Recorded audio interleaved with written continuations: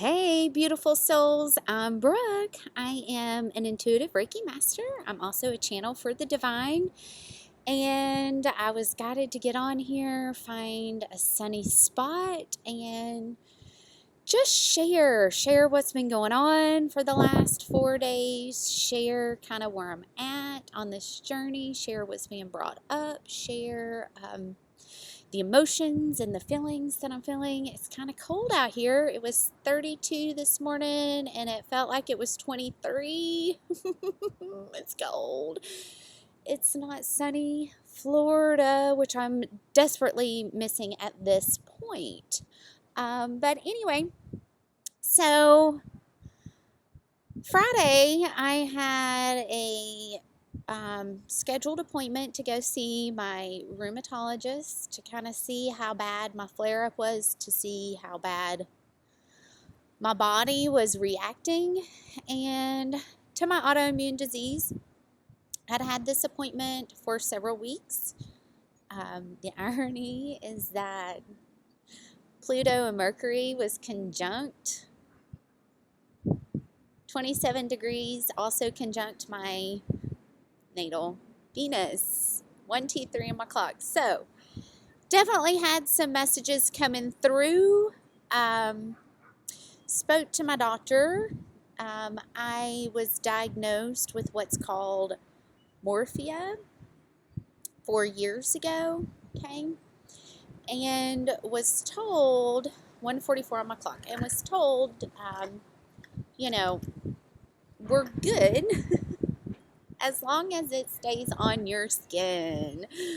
If it starts moving into your organs, we're going to have another beast on our hands. But, if we can manage, maintain, treat everything, it'll be fine. If it starts moving into your organs, then, we'll cross that bridge when we get there. So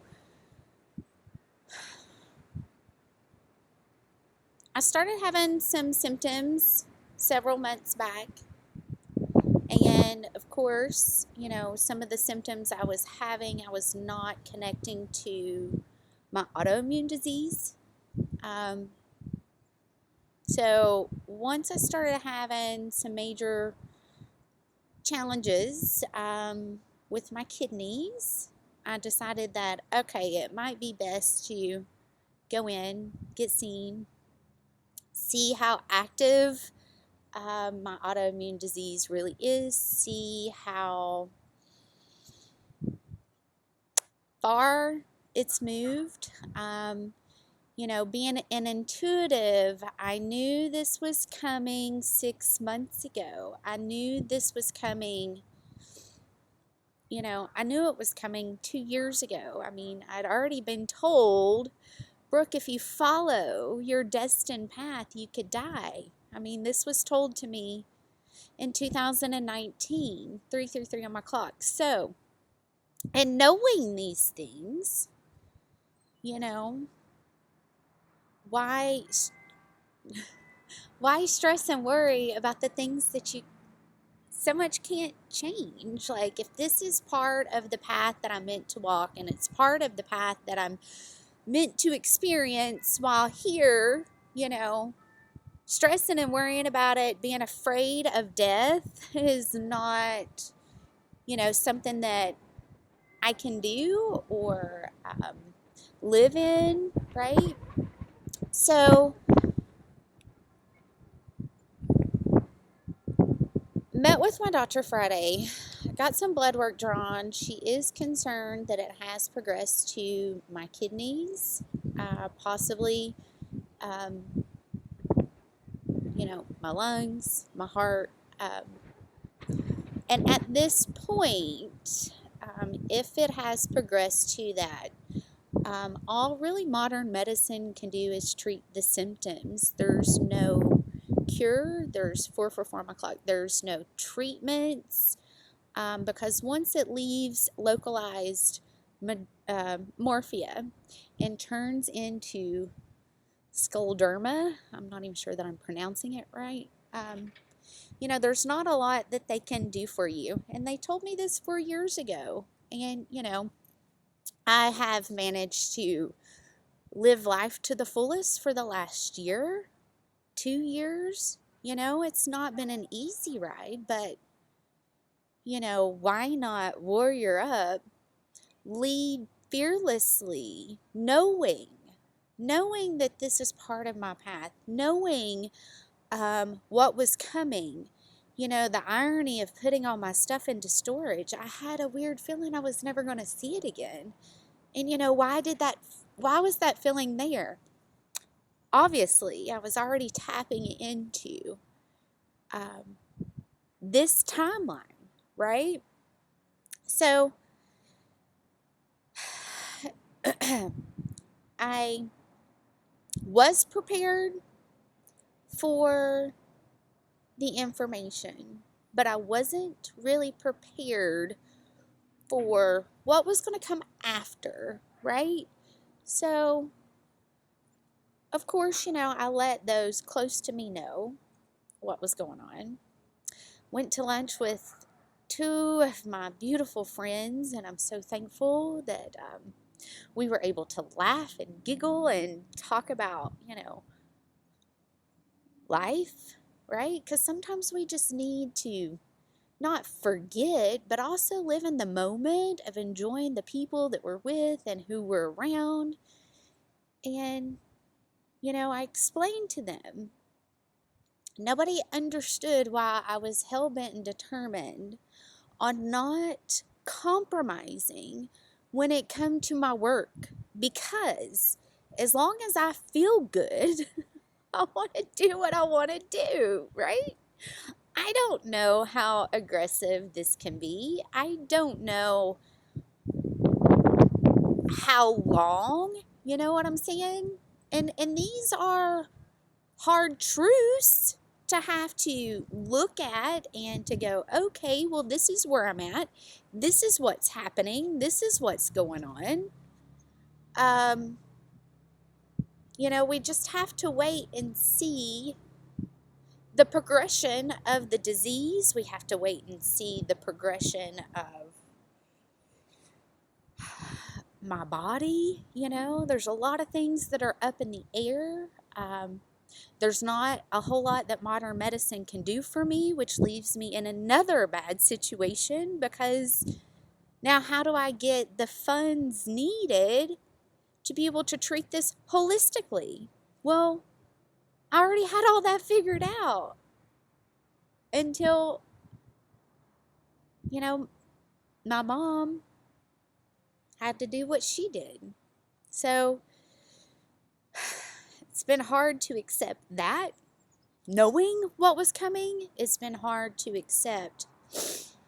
accepting her,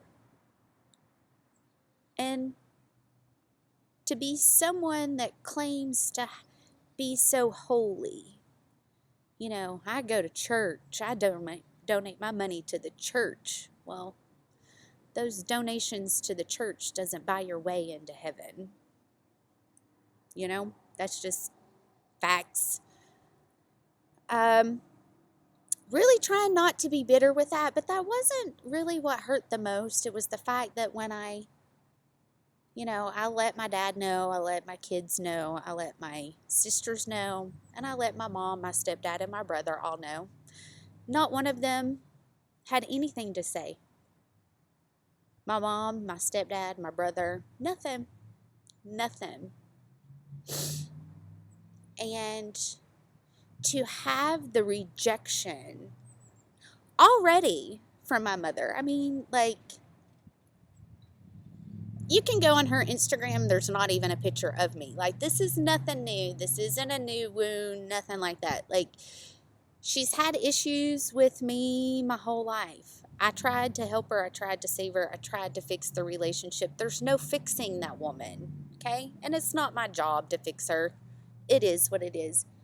But the fact that she has zero compassion for her own flesh and blood, that she can't even say, oh my God, I'm sorry.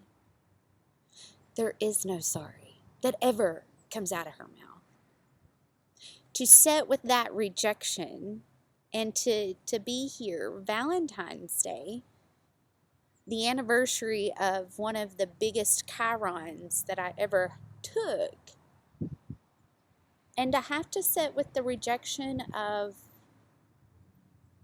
a parent all over again.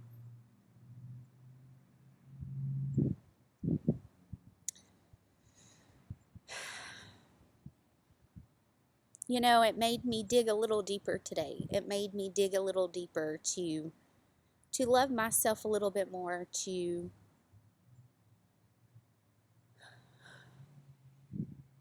accept that, you know, that is not a mirror of me, that when she acts that way, she's merely seeing merely showing a mirror image of her own inner self, 1101, when she treats her own child that way. So, and having to come to terms with that, and having to come to terms with, you know, how do I move forward? 1123. How do I move forward from this point? And, you know, nobody understood why I worked so hard through Hypergate, through David's classes, why I pushed so hard to work with him. And in knowing what was coming, I wanted to be able to climb this mountain myself. And the only way to do that is with a job.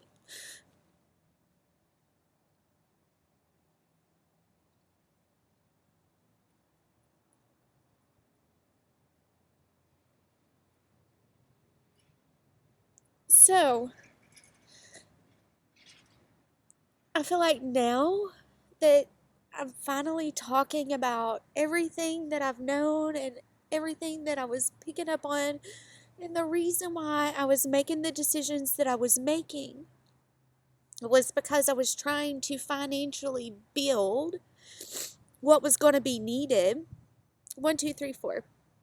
What was going to be needed in order for me to climb this mountain. You know, with this Leo full moon coming up, I already feel the energy. I've already been angry. I've already sat in anger today. I've already been ready to let Lilith come out and just start blowing shit up left and right. That's not going to help me at all. That's not going to help me. So I've just had to sit with it, accept that this is where I'm at, accept that this is the next mountain, accept that it's not death that scares me. 1333, it's not death that scares me. It's the aftermath for my children. You know? Like, I have fought and taken every single step for them, to teach them how to be fearless, to show them how to look death in the face and say, fuck you, you know? That's been the whole point of this whole journey, was to show them how to be fearless in uncertain times, was to show them how to stand up for others and to stand up for yourself. All I can hope is I did that. All I can pray for is that I did that.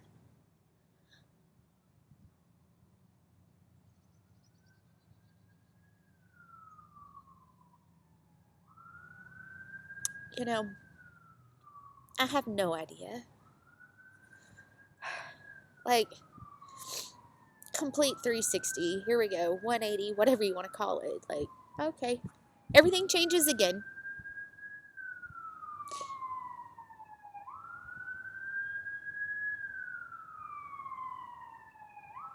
You know,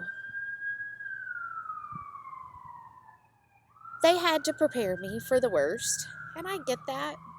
I don't know anything certain yet. At the same token,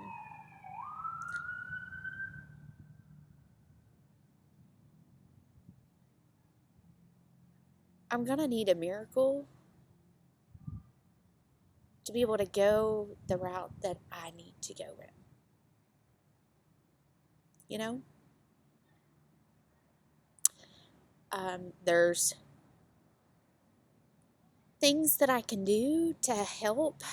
There's things that I can change that'll help. But again, you know, it all takes money. So, literally would need a straight up miracle to be able to continue the avenue that I want to go through for my own treatment. So, you know, it's just been surrendering to the unknown, surrendering to God's divine plan, surrendering to my journey and continuing to share my journey, regardless of what's coming up. And knowing that what I need is already in line for me, and what may seem impossible, and however big the mountain may feel, it's really not that big. Because when you have faith the size of a mustard seed, that's all it takes to move those mountains. So, I pray. What else can you do? Call in my angels, ask for support, and 1717, and go from there. But I did want to give everybody an update, let everybody know what was going on. I shared a little bit. It's 313. Shared a little bit on Instagram, and I know those of you that I'm not talked to, you'd kind of like to know what's going on, get an update. So it's kind of what this was for. So anyway, I love you guys. I'll see you soon. Bye.